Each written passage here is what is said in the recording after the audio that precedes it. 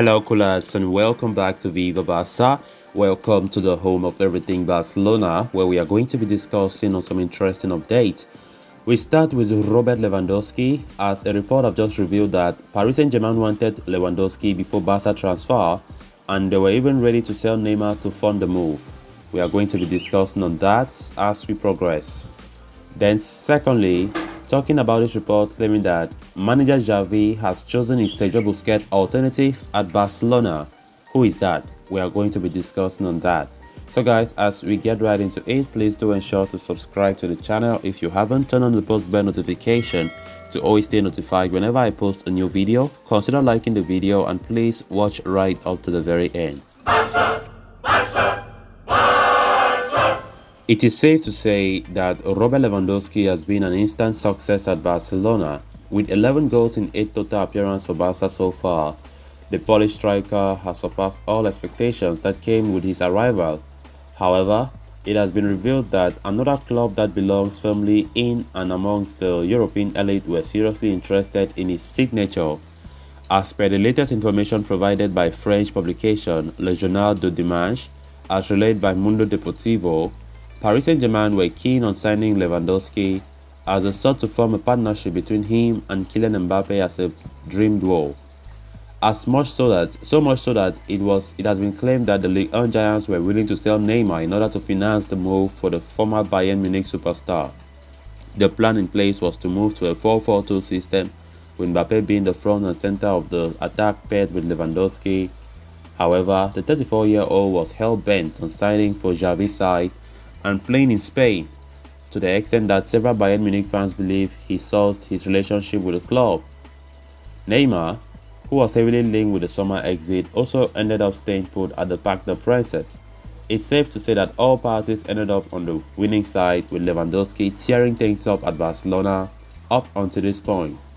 The Poland captain is the early favourite for the Pichichi Trophy and is competing with Manchester City's Erling Haaland for the title of the most informed striker in the world.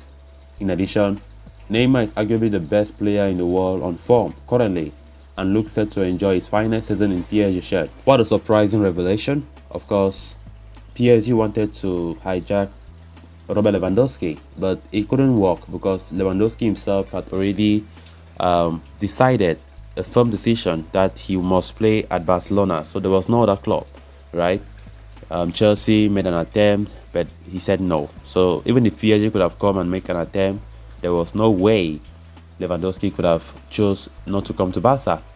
So I think that even influenced PSG to let go of the move because it was hard to convince him, and they were even preparing to sell Neymar because of that. We can see the form that Neymar is in currently at Paris. He's the best player in Paris without a shadow of a doubt. Hands down, he's the best player.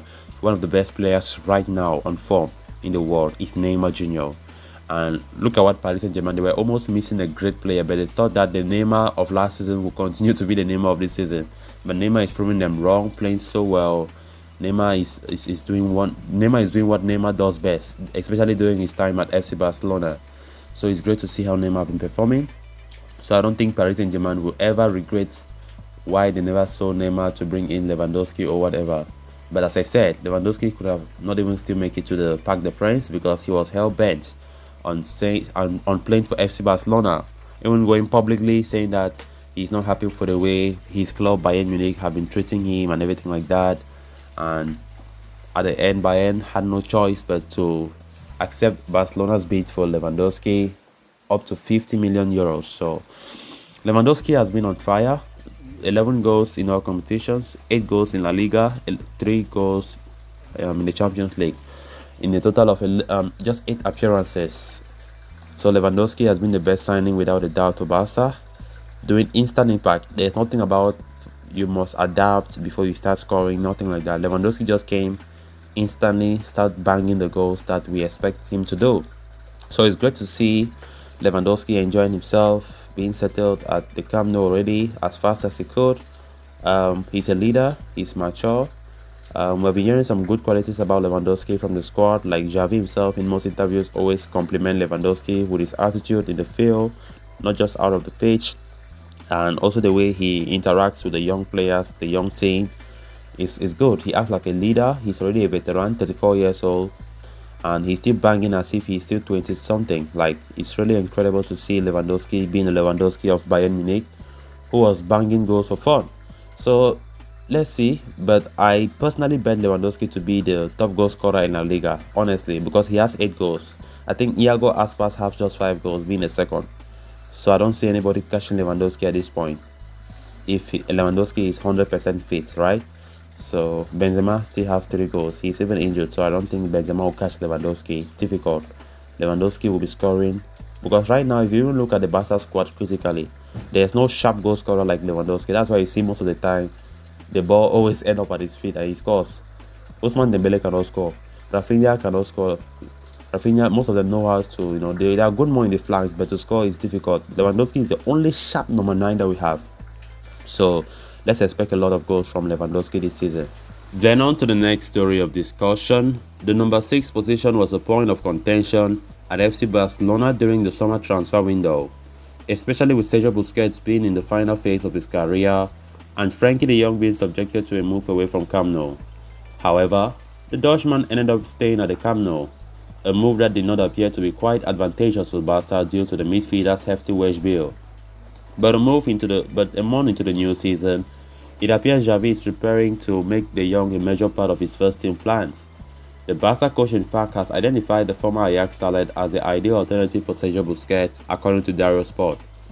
As things stand, Busquets is the undisputed choice for Barcelona in the defensive midfield role. The veteran offers composure and experience like no other, but at the age of 34, he is not at the same physical level he once was, thus forcing Xavi to opt for rotation.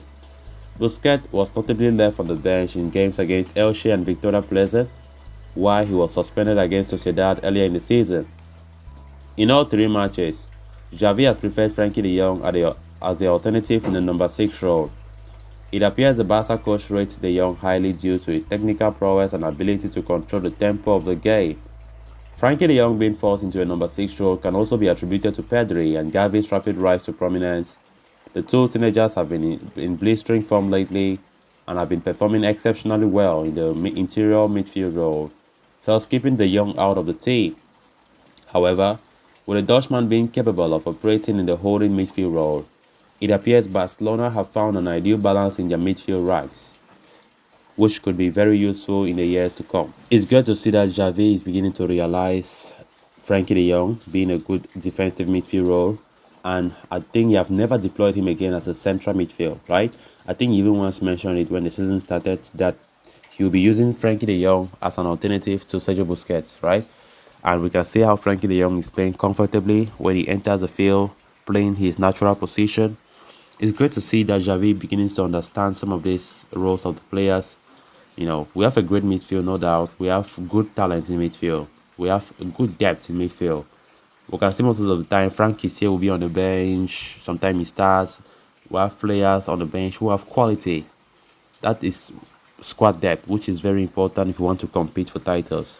So guys, with that we have come to an end of this episode. Thanks a lot for watching. Until next time, bye bye.